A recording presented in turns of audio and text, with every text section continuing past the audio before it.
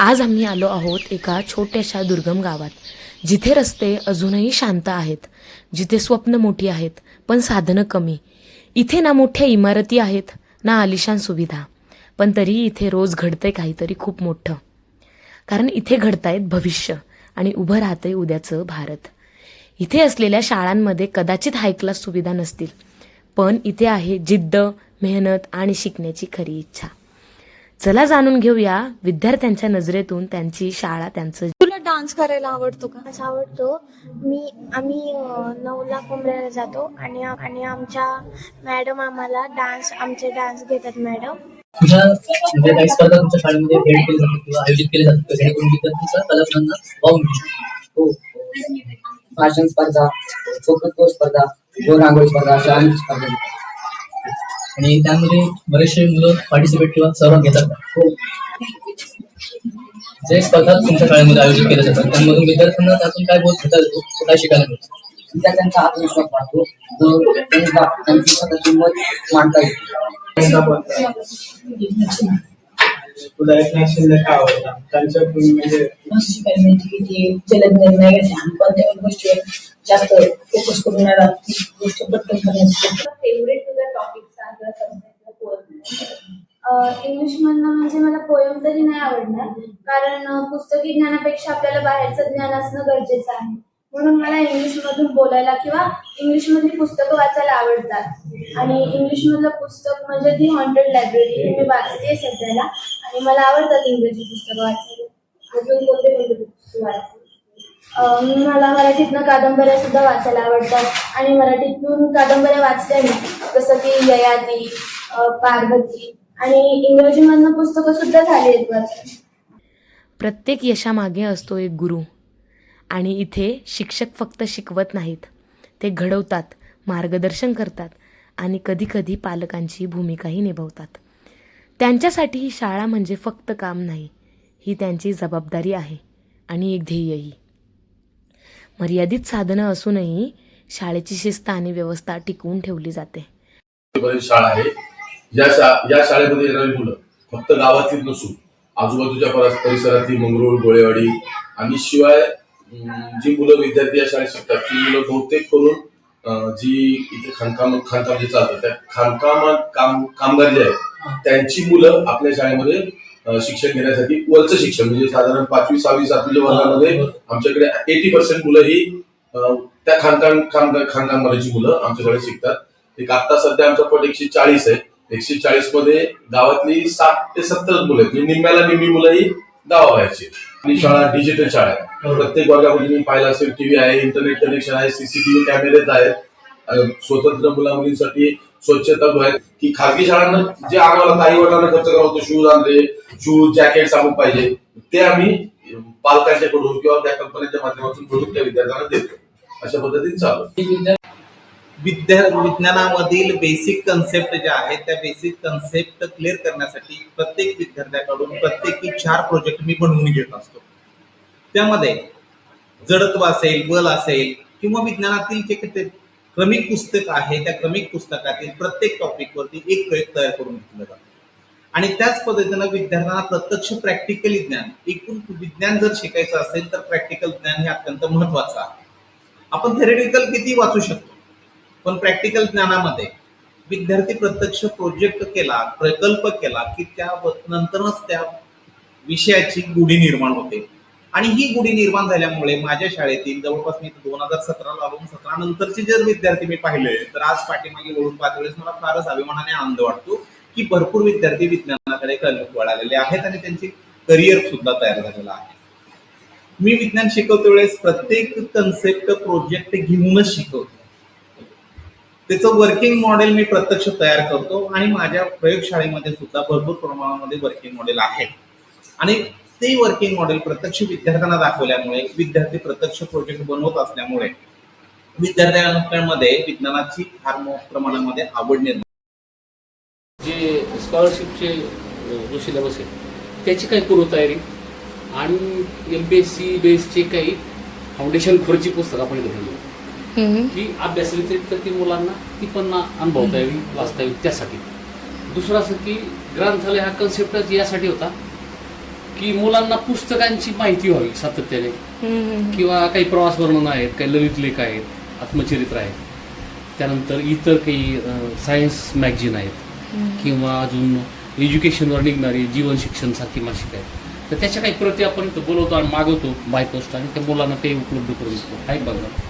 दुसरं काही क्रमिक पुस्तकांच्या बरोबर आपण इंग्रजी लिटरेचरची काही पुस्तकं ठेवली आहेत, काही डिक्शनरी ठेवलेले आहेत. त्याचबरोबर इतर छोटी छोटी जी गोष्टीची पुस्तके की ज्याच्यामुळे मुलांना थोडं मोटिवेशन मिळेल, किंवा मुलांना असं वाटेल की चला ही पुस्तकं का तर खूप मोठी पुस्तकं वाचण्याऐवजी ज्या वयोगटानुसार, ज्या स्तरानुसार, क्लासनुसार ती पुस्तकं आपण शॉर्ट आउट केली आहेत. आणि मग त्यातनं छोटी छोटी पुस्तकं देऊन त्या मुलांना वाचनाचं स्किल कसं वाढेल यासाठी आपण या ग्रंथालयाची योजना केली. खरं तर ग्रंथालयासाठी फायनान्शियल सपोर्ट जो आहे हा सगळा सामाजिक सहभागातून आपण उभा केला आहे. याच्यासाठी L&T कंपनीनं जवळजवळ हे सगळं फर्निचर मिळून हे सगळं 12-13 लाख रुपयाचं हे सेटअप झालं आपल्याला सगळं. जवळजवळ 5-6 लाख रुपयाची पुस्तकं उपलब्ध ठेवली जातात. अजूनही काही नवीन पुस्तकांची आमची मागणी आहे, ती आता हळूहळू येईल. एक ह्या जूनच्या पहिल्या फर्स्ट वीकमध्ये जवळजवळ आणखी 1-2-2.5 लाख रुपयाची पुस्तकं आपल्या या ठिकाणी उपलब्ध होणार आहे.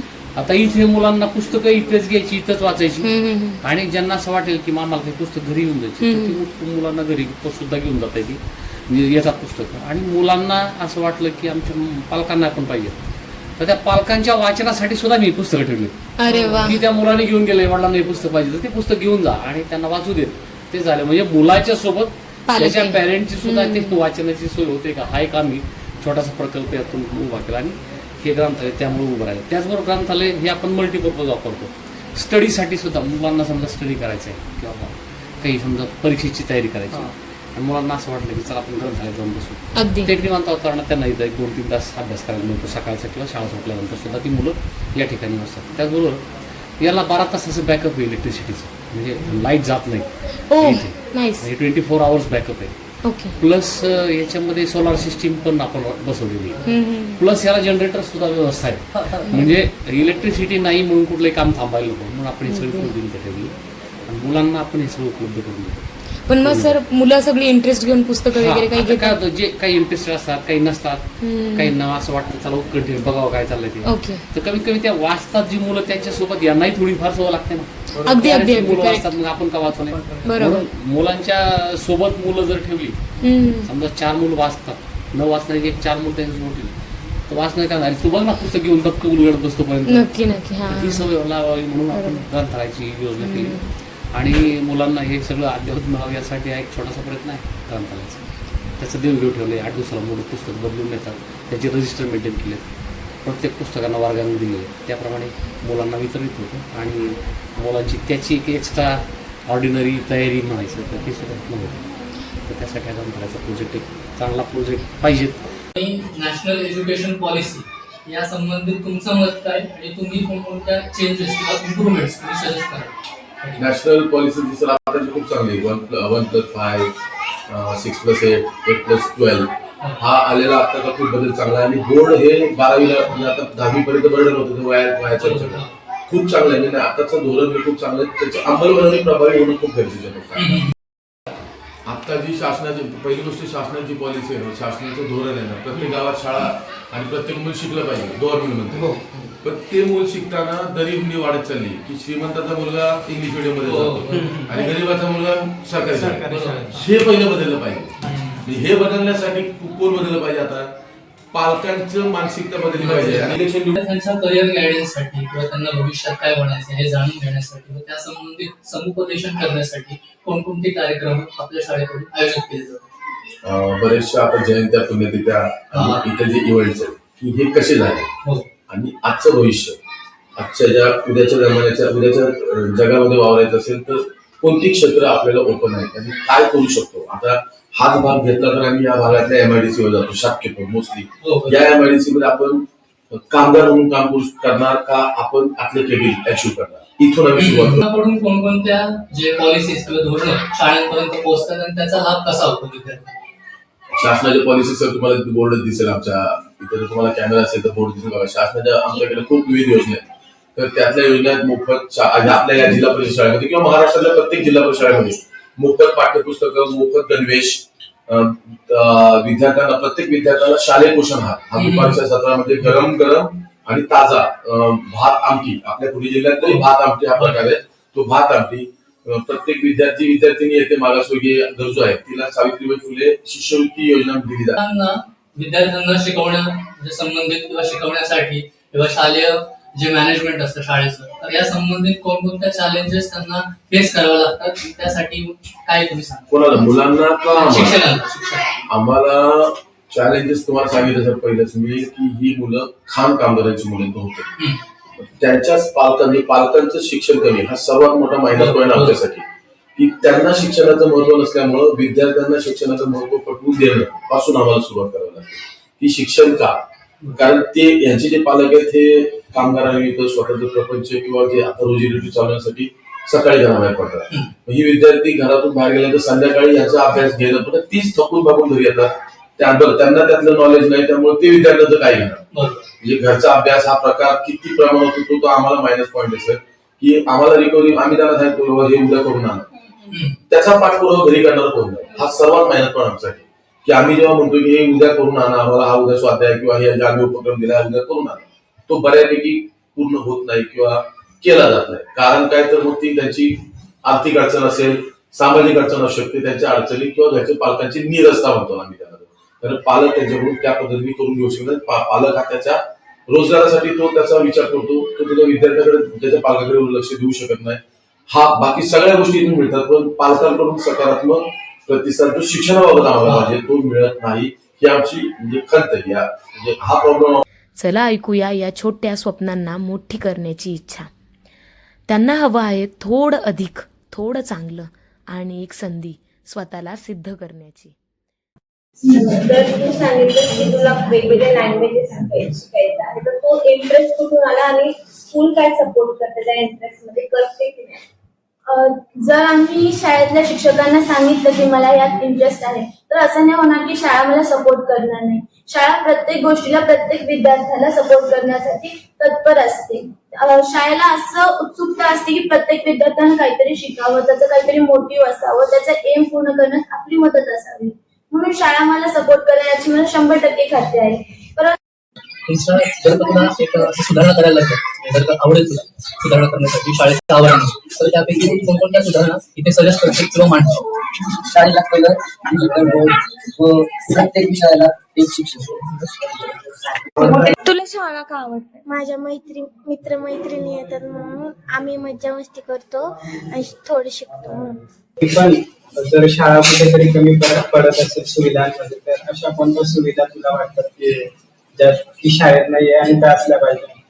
मला पण अशी सुविधा वाटते की ग्राउंड नीट पाहिजे आणि त्याच्यावर जे कंपाऊंड केलं पाहिजे ते कंपाऊंड नाही. बरं, अजून की शाळेला कंपाऊंड जर असतं म्हणजे कसं पाऊस खेळायच्या वेळेस पाणी खूप ग्राउंड खेळता येत नाही आम्हाला. त्यामुळं पहिले कंपाऊंडची समस्या आणि आजूबाजूला कचरा पडलेला असतो ना शाळेत, त्याची थोडी व्यवस्था केली पाहिजे. बरं.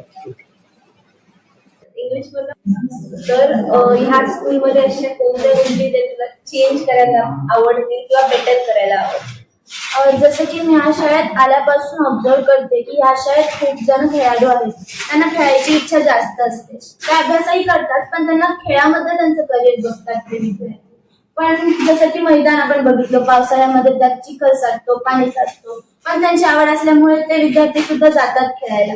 मग आपल्याला मैदान हे चांगलं पाहिजे जेणेकरून विद्यार्थी तिथं आपलं कौशल्य घडवू शकतील किंवा त्यामध्ये ते त्यांचं गोल सेट करू शकतील.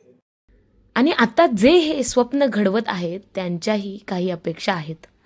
थोडा आधार, थोडी मदत आणि शिक्षणाला आणखी मजबूत बनवण्याची इच्छा. शाळेसाठी आपल्या सरकारकडनं काय अपेक्षा आहेत? शासनाने हे जे फक्त पेपर वर्क वाढवलेलं आहे किंवा सक्सेस जे पेपरवर दाखवायचं धोरण अवलंबलेलं आहे, तर त्या धोरणामुळे जे विद्यार्थ्यांच्या प्रगतीवर परिणाम होतोय, तर ते पेपर वर्क शासनाने कमी करावं. ऑप्शन दुसरा, त्याच्यासाठी सेपरेट क्लार्क द्यावा. ते शक्य नसेल तर ऑनलाईन पण ऑफलाईन पण याच्यापैकी एकच पर्याय निवडावा. शिक्षकांना फक्त शिकवण्याची संधी द्यावी. पूर्ण वेळ शिक्षकांना मुलांसाठी देता यावा, यासाठी शासनाने आपल्या धोरणामध्ये थोडासा बदल करणं आवश्यक आहे. ड्युटी आली आम्ही करायची, गावात लसीकरण आलं आम्ही करायचं, ते तर गावाचं पण आलं. काल निरक्षराची परीक्षा 9 साक्षर म्हटलं आम्ही करणार नाही, तुम्हालाच करावं लागेल. म्हणजे जो शिकला नाही आतापर्यंत त्याला सुद्धा साक्षर तुम्हीच करायचं. गावात रोगराई पसरली तुम्ही सर्वे करा, गावात किती माणसं राहतात तुम्ही सर्व करा. आम्हाला फक्त हे काम आणि जे अशैक्षणिक काम आहेत ना, अशैक्षणिक कामं आम्ही होतो ना, आम्हाला फक्त मुलांना शिकवू. जर आम्ही इलेक्शन ड्युटी आली आम्ही करायची, गावात लसीकरण आलं आम्ही करायचं, ते तर गावाचं पण आलं. काल निरक्षराची परीक्षा 9 साक्षर म्हटलं आम्ही करणार नाही, तुम्हालाच करावं लागेल. म्हणजे जो शिकला नाही आतापर्यंत त्याला सुद्धा साक्षर तुम्हीच करायचं. गावात रोगराई पसरली तुम्ही सर्वे करा, गावात किती माणसं राहतात तुम्ही सर्व करा. आम्हाला फक्त हे काम आणि जे अशैक्षणिक काम आहेत ना, अशैक्षणिक कामं आम्ही होतो ना, आम्हाला फक्त मुलांना शिकवू. आज या छोट्याशा गावात आम्हाला दिसली एक खूप मोठी गोष्ट. सरकारी शाळा मागे नाहीत, त्या फक्त अजून थोड्या आधाराच्या प्रतीक्षेत आहेत. इथे प्रत्येक मुलगा प्रत्येक मुलगी एक स्वप्न घेऊन उभी आहे. शिक्षण ही फक्त गरज नाही, तो देशाचा एक भविष्य आहे आणि त्या भविष्याला फक्त एका संधीची गरज आहे.